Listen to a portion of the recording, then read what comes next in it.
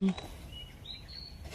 મિત્રો આપણે અત્યારમાં આવી ગયા છે લાકડો લેવા માટે. એનું કારણ હું તમને કહું.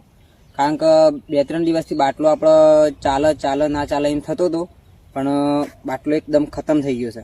અને હાલ ગેસના બાટલોની હાલ બહુ તકલીફ છે.